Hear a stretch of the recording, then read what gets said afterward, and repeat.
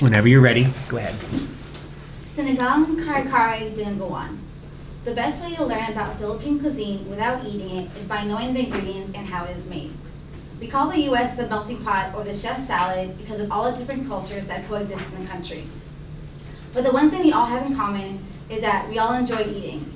And by eating, we find common ground in the unknown world of ethnic food. Even though I was brought up in a Filipino culture by my parents, I still have read through different magazines, articles, and websites about Philippine cuisine. Today I'd like to give you a taste of Philippine cuisine through its staples, different cooking styles, and the foreign influences on Filipino food. Let's begin by considering what the staples of the Philippines actually are. Before you can make Filipino food, you have to know what the staples are available to them. You have to know what Filipinos have available to them in their environment.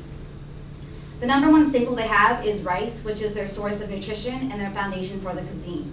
The crop is able to thrive in their tropical environment because it's warm all year round and it has abundant rainfall.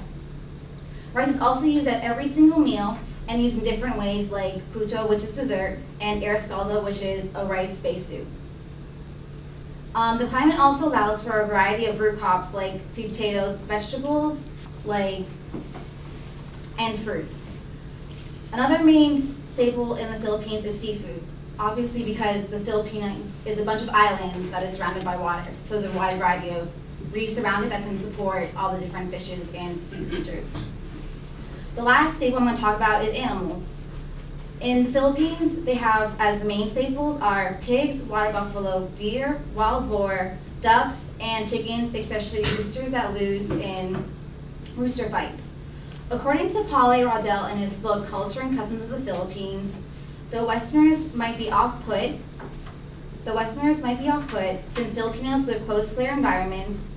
They make use of virtually any and all edible creatures, such as field rats, dogs, insects such as beetles and locusts, bats, snakes, woodworms, and even ant eggs.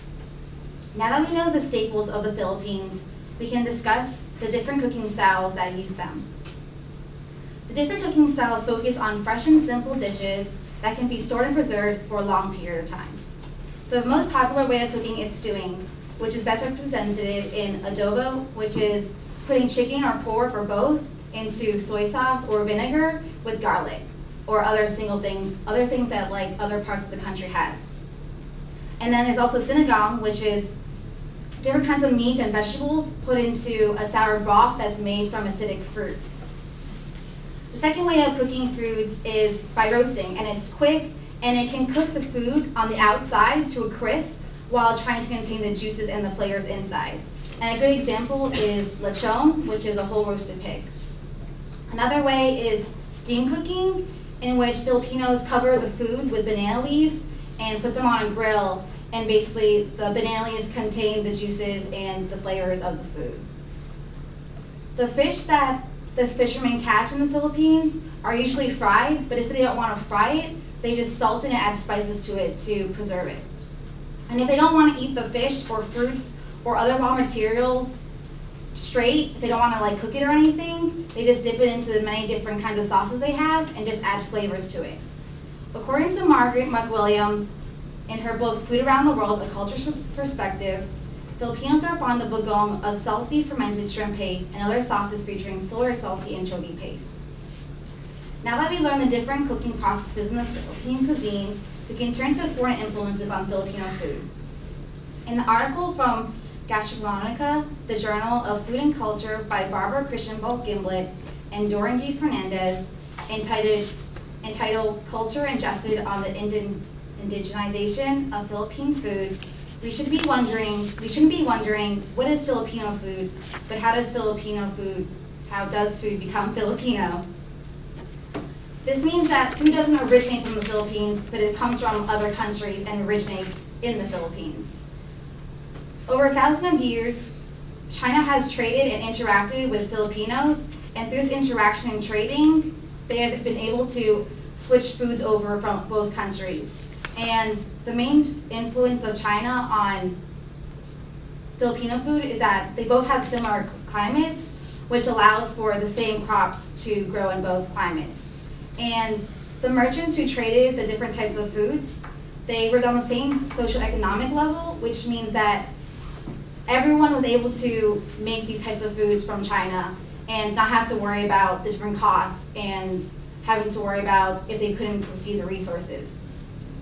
Another country that influenced Filipino food is Spain when it civilized the Philippines in 1565 to 1898. The foods that give a good example of this is flan and adobo. The problem in Spain is that when it comes to Filipino food, they have different climates. So olives and beef are not really found in the Philippines, so only the middle and upper class can afford to buy Spanish crops to make Spanish foods. So Spanish food is mainly restrained to special occasions. Mexico is another country that influenced Filipino cuisine, but the only thing that actually left on Filipino cuisine is the flavors in certain spices and fruits, vegetables, and tubers. Tubers are like tomatoes and potatoes. And then last but not least, the United States left an impact on Filipino cuisine. They basically just modernized the kitchens and helped them figure out their business situation when it came to restaurants. But the major thing that the United States brought to the Philippines is the fast food industry. Fast food restaurants can be found all over the Philippines, and the Philippines loved it so much that Filipinos made their own fast food restaurant called Jollibee, and it has like their own twist on hamburgers, and it can also serve like pancit there, which is like noodles with different kinds of vegetables and meats in it.